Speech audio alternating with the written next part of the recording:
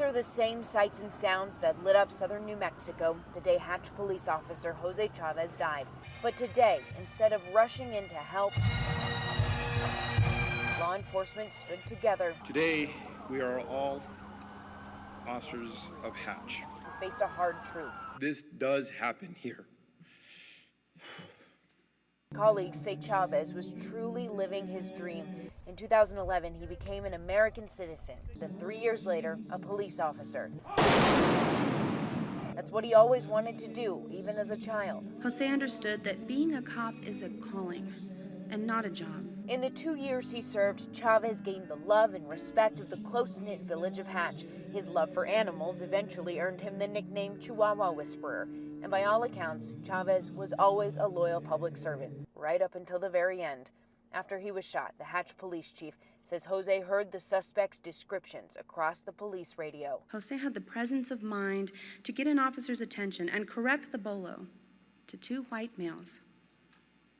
That very clear, heroic moment when Jose made that correction greatly contributed to the arrest of these individuals. And above all else, he loved his family. His very last words. Tell my mom I love her.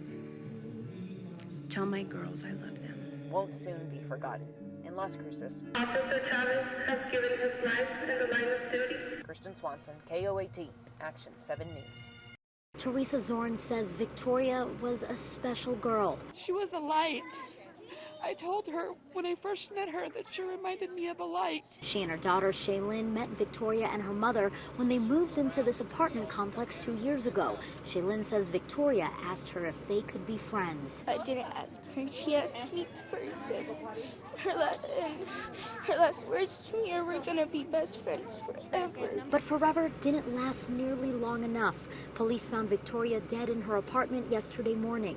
Investigators say she was drugged, sexually assaulted, stabbed to death, then dismembered. They've since charged Victoria's mother, her boyfriend, and his cousin in her gruesome death. The unthinkable shaking this community to its core. So today, hundreds gathered right outside from where she was killed to remember her life and grieve together. Lord, the hearts of so many are just breaking right now. People young and old prayed together, hugged each other, held candles, and sang.